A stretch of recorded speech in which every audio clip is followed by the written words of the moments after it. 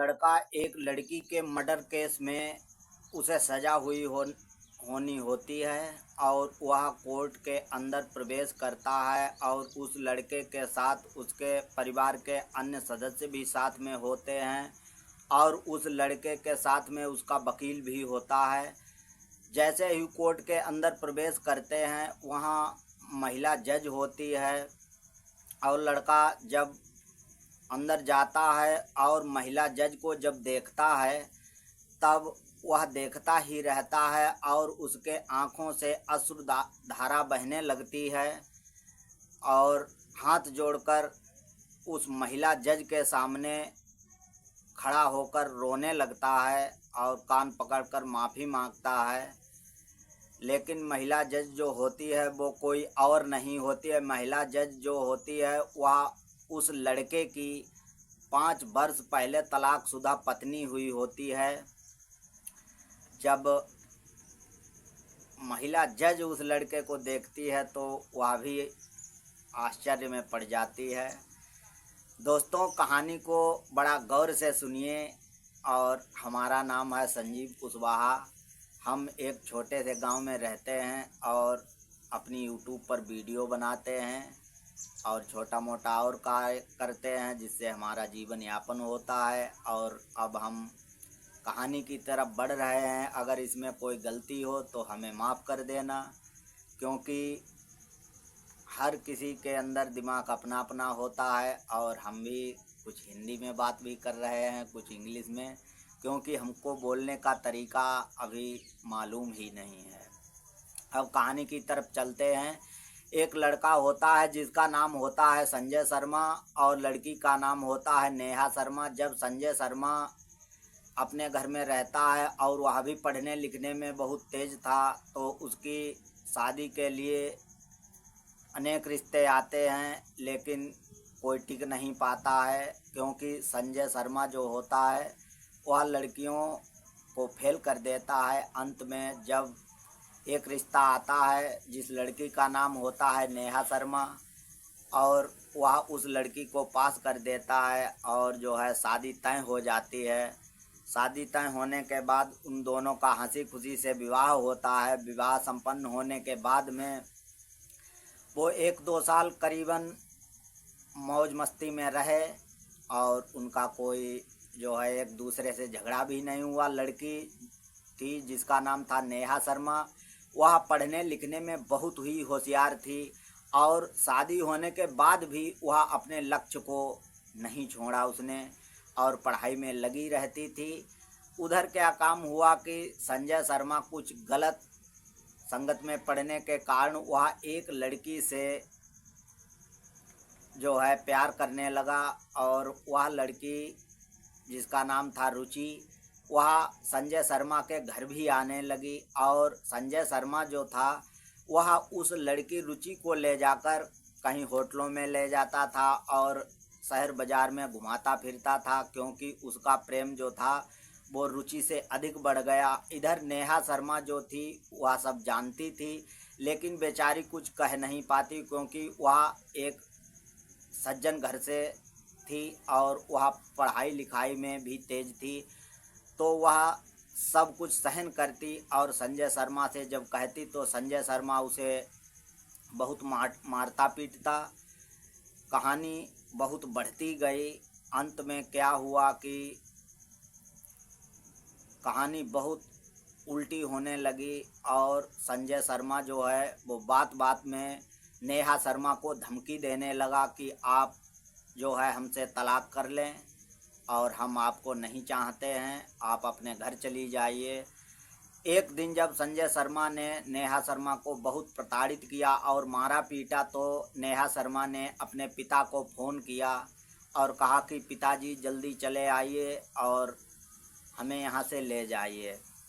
इधर क्या काम होता है कि नेहा शर्मा अपने पिता के साथ अपने घर चली जाती है। इधर संजय शर्मा जो होता है वह तलाक के लिए कोर्ट में कागज़ दाखिल कर देता है और जो है उन दोनों की तलाक हो जाती है। नेहा शर्मा तो नहीं चाहती थी, लेकिन संजय शर्मा जो था वो बिल्कुल यही चाहता था।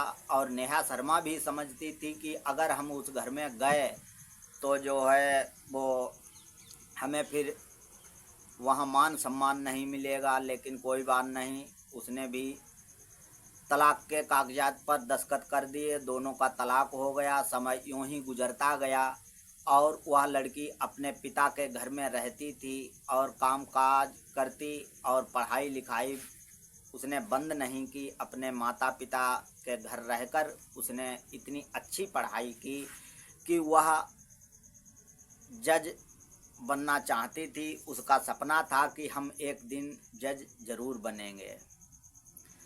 जब उसने जज की पढ़ाई प्रारंभ की और पेपर हुआ तो वह लड़की पास हो गई और वह टाइम भी आ गया जब वह जज बन गई। अब वह कोर्ट में जजमेंट करती थी और जो है फैसला सुनाने के लिए उस जज की कुर्सी पर बैठ जाती है और न्याय सुनाना प्रारंभ कर दिया उसने। उधर लड़का जो होता है संजय शर्मा, वह अपने चरित्र से इतना गिर जाता है कि वह शराब भी पीने लगता है और जुआ भी खेलने लगता है। समय यूं ही गुजरता गया। एक दिन जिसका नाम था लड़की का रुचि जो थी वो संजय शर्मा के साथ में शहर घूमने जाती है और वहाँ से संजय शर्मा जो था वो नशे में हो जाता है और रुचि शर्मा का वहीं कोई जो है मर्डर कर देता है। अब संजय शर्मा का जब नशा उतरता है वह अपने घर चला आता है और रुचि जो थी वह वहीं बेचारी पड़ी रहती है। पुलिस को सूचना दी गई और पुलिस ने पूरी इंक्वायरी की। उस इंक्वायरी में सारे सबूत संजय शर्मा के ही मिले और उधर लड़की के घर वालों ने ही संजय शर्मा पर जितने भी सबूत मिले थे वह सब इकट्ठा करके और जो है पुलिस को दे दिए और कहा कि बाबूजी यही असली मुजरिम है, क्योंकि हम जानते थे 2-3 वर्षों से इसने हमारी लड़की की खातिर अपनी पत्नी को भी तलाक दे दिया। यह बहुत चाहता था इन दोनों के बीच कोई अनबन हुई, इसीलिए इसने हमारी लड़की को मार डाला। अब पूरा केस जो है वो संजय शर्मा पर रख दिया जाता है। संजय शर्मा जो होता है उसे पुलिस पकड़ कर ले जाती है और 2 साल सज़ा 2 साल जो है जेल में रहने के बाद वह घर चला आता है। उधर मुकदमा चलता ही रहता है और जो है वो तारीख लेता है और अपने घर बेचारा रहता है। समय यूं ही गुजरता गया। जब उस लड़के की कोर्ट में सज़ा हुई होती है तो वह लड़का जो होता है अपने वकील को लेकर और परिवार के अन्य सदस्य उसके साथ में होते हैं और कोर्ट के अंदर जब प्रवेश करता है तो वह अपने सम्मुख महिला जज होती है उसको देखता है। वह महिला जज कोई और नहीं थी, वह संजय शर्मा की तलाकशुदा पत्नी नेहा शर्मा थी। और जब वह नेहा शर्मा को उस कुर्सी पर देखता है तो वह चकित रह जाता है और उसके आँखों से अश्रुधारा बहने लगती है और दोनों हाथ जोड़कर वह विनती करने लगता है कि हमारी कोई गलती नहीं है और मैंने रुचि को नहीं मारा और ये झूठा आरोप हम पर लगाया जा रहा है। तो उन्होंने कहा कि कोई बात नहीं है। वह लड़की भी जो है नेहा शर्मा वो चुप रहती है और कहती है कि आपने जो है मर्डर तो किया ही है, क्योंकि पूरे सबूत वकील ने हमको दिखा दिए हैं। लेकिन अब जो है हम आपसे अपने बंगले में मिलूँगी, आप जो है मेरा मुंशी से नंबर ले लो और शाम को बंगले पर चले आना। तो वह संजय शर्मा जो होता है मुंशी से जो है नंबर ले लेता है और वह संजय शर्मा से कहती है कि यह बात हम और आप दोनों के बीच में रहे कि उसकी जो तलाकशुदा पत्नी है वह जज है और तीसरे को मालूम नहीं होनी चाहिए। अगर मालूम हो गई तो हम आपको फांसी भी लगवा सकते हैं। आप जो है मेरे बंगले पर शाम के टाइम पर फ़ोन करके चले आना। और वहीं आपसे हम बात करेंगे, यहाँ रोना धोना बंद करो। तो लड़का जो होता है संजय शर्मा अपने घर चला जाता है और शाम को वह करीब 9 बजे के टाइम पर वह फ़ोन लगाता है नेहा शर्मा के पास, और फ़ोन पर बहुत दहाड़ मारकर रो रहा था। तो नेहा शर्मा ने कहा कि भाई रो क्यों रहे हो, अब जो है आपने किया है उसको आपको भरना पड़ेगा, ये तो हमारा काम है नहीं। तो संजय शर्मा ने कहा कि अब सिर्फ आप ही मुझे फांसी के तख्ते से बचा सकती हैं, अन्यथा हम बचेंगे नहीं। तो नेहा शर्मा ने कहा कि हम बचा तो सकते हैं, लेकिन आप जो है कल सुबह हमारे पास आओ, क्योंकि फ़ोन पर सब बातें नहीं हो पाती हैं। उधर लड़का जो होता है सुबह 8-9 बजे अपने घर से जो है वो चलता है और उस नेहा शर्मा से मिलता है। नेहा शर्मा जो होती है वो जज वो संजय शर्मा से बातचीत करती है। तो संजय शर्मा नेहा शर्मा के हाथ जोड़कर विनती करने लगता है कि प्लीज़ मुझे माफ़ कर दो, और मैंने बड़ा गलत काम आपके साथ किया जिसका आज मुझे पश्चाताप हो रहा है, और मुझे माफ़ कर दो। तो नेहा शर्मा जो होती है वह कहती है कि आपकी गलती माफ़ करने योग्य नहीं है, आप एक लड़की का मर्डर किए हैं और इसकी सज़ा आप जानते हैं, इसकी सज़ा सिर्फ फांसी ही हो सकती है।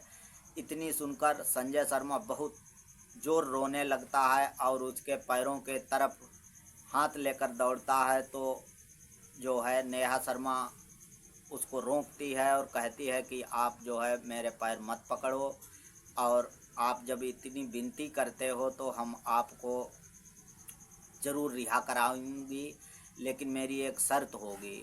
तो संजय शर्मा ने कहा कि बताओ, आप अपनी शर्त बताओ। तो नेहा शर्मा कहती है कि आपको सज़ा छूटने के बाद भी संसार को ये न पता चले कि उसकी तलाकशुदा पत्नी जज थी और उसी ने इस फैसले को छुटकारा दिला दिया।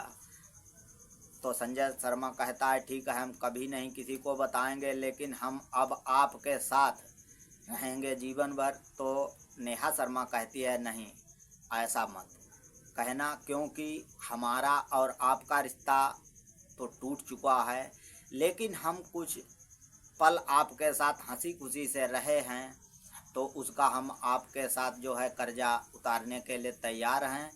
आपकी जो है हम सज़ा माफ़ करा सकते हैं, लेकिन आपकी बीवी अब नहीं बनेंगे, आप दूसरी शादी कर लेना कहीं से, और हम चाहे करें या ना करें ये तो मेरी मर्ज़ी है, लेकिन आपको हम सज़ा बचा सकते हैं। अगर आपको मंजूर है तो हमको बताओ और कुछ पुख्ता सबूत भी का इकट्ठा करो।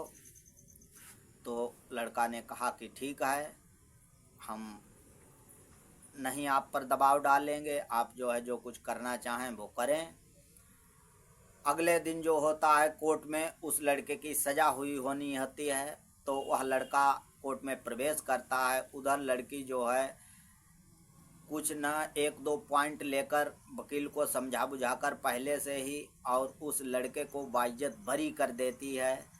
और संजय शर्मा जब इतना खुश होता है और कहता है कि पत्नी हो तो आप जैसी, जो सब कुछ होने के बाद भी आपने हमारे जीवन को कष्ट से बचाया, अब हम क्या करें, हम बहुत अपने जीवन में पछता रहे हैं कि आप मेरी ना होते हुए भी मेरी इतनी मदद की कि एक 7 फेरों वाली स्त्री जो वर्तमान में मौजूद होती वह भी नहीं माफ़ कर पाती, और आपने मेरे जीवन पर बहुत बड़ा उपकार किया।